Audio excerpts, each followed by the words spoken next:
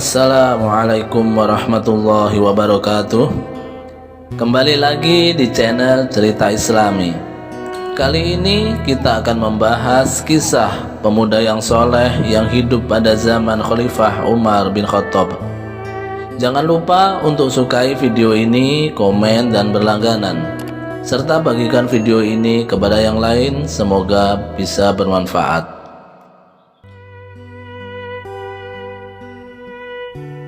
Pada zaman Khalifah Umar ibn Khattab, Khalifah kedua setelah Khalifah Abu Bakar As-Siddiq, ada seorang pemuda yang soleh dan taat beribadah kepada Allah Subhanahu wa Ta'ala. Pada satu ketika berkumandang azan zuhur di Masjid Nabawi, maka pemuda ini pun bergegas menuju Masjid Nabawi untuk melaksanakan sholat zuhur secara berjamaah. Sampailah dia di depan Masjid Nabawi, dia ikatkan ontanya di sebatang pohon kurma. Kemudian ia tinggalkan ontanya, kemudian berwudu dan melaksanakan sholat zuhur secara berjamaah. Akan tetapi onta yang diikatnya tadi ternyata tidak begitu kuat, sehingga onta itu lepas dari ikatan. Kemudian onta ini berlari ke sana kemari, sampai di penghujung jalan. Onta ini pun masuk ke dalam salah satu kebunan kurma yang baru saja ditanam. Ketika masuk onta tadi ke dalam kebun kurma, habis seluruh kebun kurma yang baru saja ditanam. Melihat apa yang terjadi, maka pemilik kebun kurma ini pun keluar dari rumahnya. Dilihatnya onta itu, kemudian ditunggunya kapan onta ini terpojok, maka dia akan menebas leher onta ini. Ternyata benar, setelah onta ini berlari ke sana kemari sehingga onta itu terpojok pada satu tempat, dia cabut pedangnya, kemudian dia tebas leher onta ini. Kemudian onta ini bersimbah darah, mati tak bernyawa lagi. Ketika pemuda ini selesai melaksanakan sholat zuhur berjamaah, dia pun kembali kepada salah satu pohon kurma di mana dia meletakkan ontanya tadi. Ternyata sampai di situ dia tidak menemukan lagi ontanya. Dia tanya ke sana kemari, apakah ada yang melihat kemana ontanya berlari? Salah seorang menunjukkan kepadanya, ternyata ontanya itu berlari ke penghujung jalan. Kemudian pemuda ini bergegas berlari ke tempat di mana diarahkan onta itu tadi berlari. Sampai dia masuk ke dalam perkebunan, kemudian dilihatnya ternyata ontanya sudah mati bersimbah darah. Di samping ontanya masih ada pemilik kebun kurma tadi dengan sebelah pedangnya. Kemudian dia bertanya kepada bapak itu tadi, "Pak, mengapa onta saya bisa seperti ini?" Kemudian orang yang memiliki perkebunan kurma tadi, ternyata dia emosi. Kemudian ia katakan kepada pemuda tadi, "Aku tak mau tahu, ontamu tidak akan aku ganti. Segala kerugian yang telah diperbuat ontamu harus engkau ganti." Maka mendengar pernyataan orang tua ini, ternyata pemuda ini tersulut emosinya. Kemudian dia ambil sebongkah batu dan ia lemparkan ke muka pemilik kebun kurma tadi. Ternyata sampai di situ, dengan takdir Allah, pemilik kebun kurma tadi mati. Selang beberapa waktu, barulah pemuda ini sadar ternyata apa yang diperbuatnya adalah perbuatan yang salah, dan perbuatan salah itu harus mendapatkan hukuman. Kemudian ia angkat jenazah pemilik kebun kurma tadi. Kemudian ia tanyakan kepada orang-orang sekitar di manakah rumah pemilik kebun kurma ini berada. Kemudian salah seorang menunjukkan di mana rumah pemilik kebun kurma ini berada. Sampai di rumah pemilik kebun kurma tadi, ternyata di dalam rumah pemilik kebun kurma ini ada anak muda yang gagah dan kuat. Kemudian ia ceritakan kepada anak pemilik kebun kurma tadi, "Segala yang terjadi akan aku tanggung jawabi." Kemudian anak pemilik kebun kurma itu pun ternyata tidak langsung emosi mendengar apa yang sudah dijelaskan oleh pemuda yang soleh tadi. Ia mengatakan, "Aku tidak mau tahu. Kita selenggarakan pemakaman jenazah ayahku, kemudian setelah itu engkau harus bertanggung jawab di depan Khalifah Umar ibn Khattab." Maka pemuda yang soleh tadi mengatakan, "Aku akan bertanggung jawab atas apa yang sudah aku perbuat. Selesai pemakaman diselenggarakan, maka kedua pemuda tadi menuju Khalifah Umar ibn Khattab. Anak pemilik kebun korma tadi mengatakan, ayahku telah terbunuh oleh pemuda ini. Aku tak mau tahu, aku harus meminta keadilan. Maka ketika Khalifah Umar melihat pemuda yang soleh tadi, seakan dia tak percaya atas apa yang sudah diperbuatnya. Berkali-kali Khalifah Umar bertanya kepada pemuda itu, betulkah engkau yang sudah membunuh ayahnya? Kemudian pemuda itu mengatakan, betul wahai Khalifah, aku yang telah membunuhnya. Adakah saksi yang melihat perbuatanmu? Maka pemuda yang soleh tadi mengatakan, tidak ada satu orang pun yang melihat perbuatanku. Akan tetapi aku yakin Allah melihat apa yang sudah aku perbuat, maka aku harus bertanggung jawab. Maka kata Khalifah Umar ibn Khattab, al-qatil maqtul, orang yang membunuh maka hukumnya harus dibunuh atau harus diqisas. Maka pemuda ini mengatakan, apapun yang menjadi hukuman yang telah ditentukan oleh syariat Islam, maka akan aku terima. Akan tetapi pemuda itu mengatakan kepada Khalifah Umar, sebelum aku diqisas, aku ingin minta izin keluar dari kota Madinah ini selama 3 hari. Kemudian Khalifah Umar heran dan bertanya kepada pemuda ini, apa yang ingin engkau buat? Maka pemuda yang soleh tadi mengatakan, aku memiliki harta yang cukup banyak, akan tetapi aku tidak mempunyai ahli waris dan keluarga. Maka sebelum aku diqisas nanti, aku ingin membagi-bagikan seluruh hartaku kepada fakir miskin.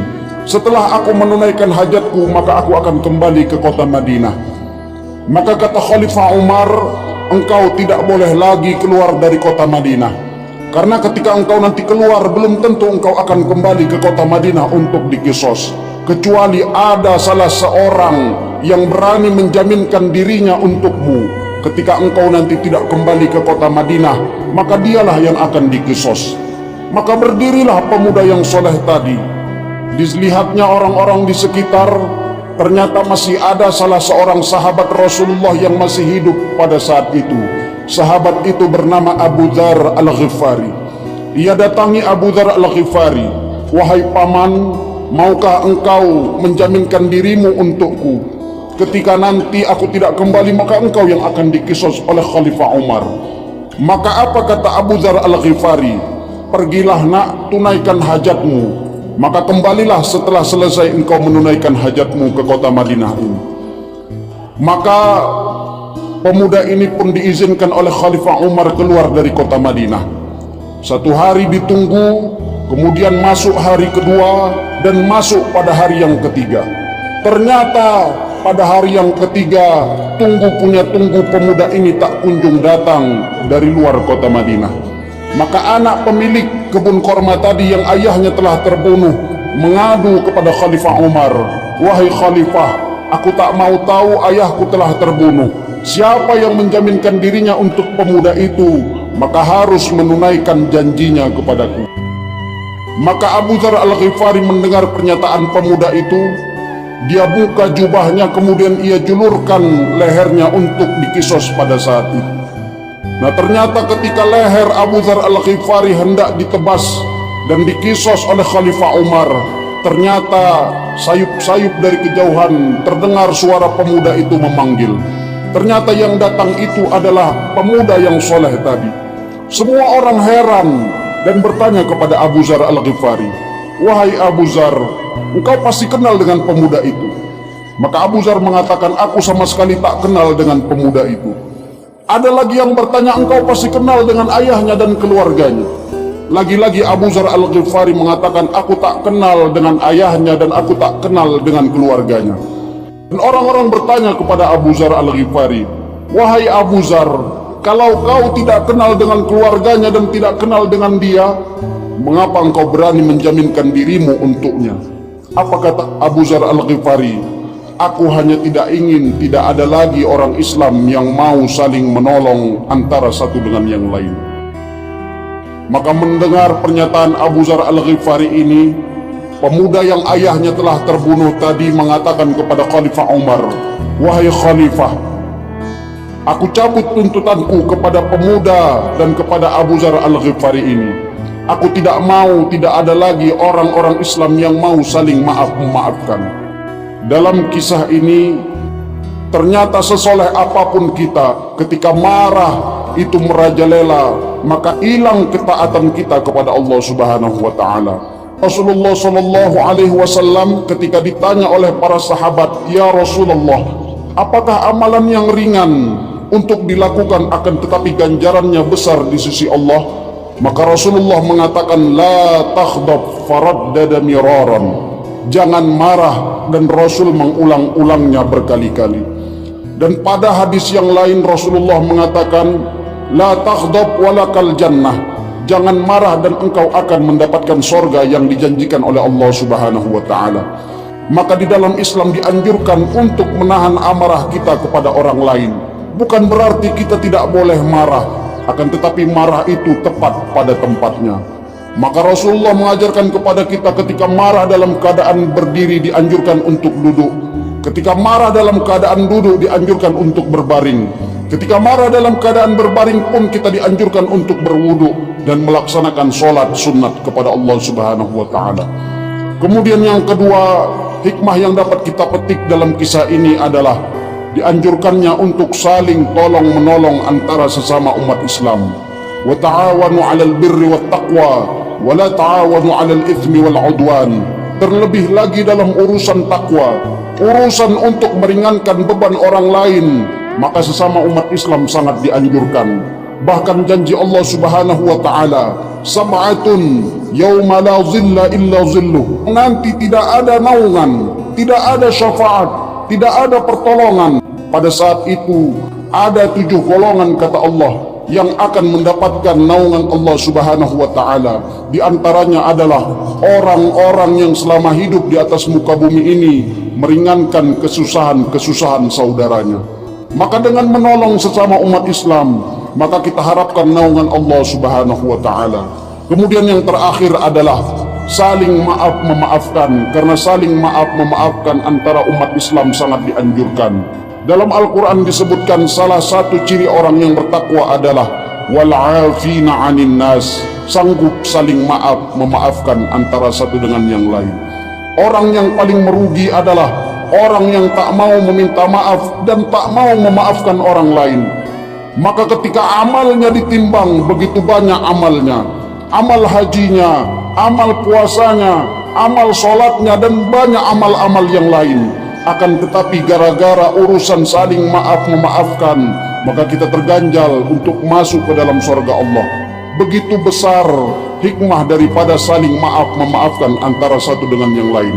Mudah-mudahan melalui kisah ini dapat kita ambil hikmah dan kita terapkan dalam hidup dan kehidupan kita, dan mudah-mudahan kita termasuk orang-orang yang senantiasa bertakwa kepada Allah Subhanahu wa taala. Amin amin ya rabbal alamin.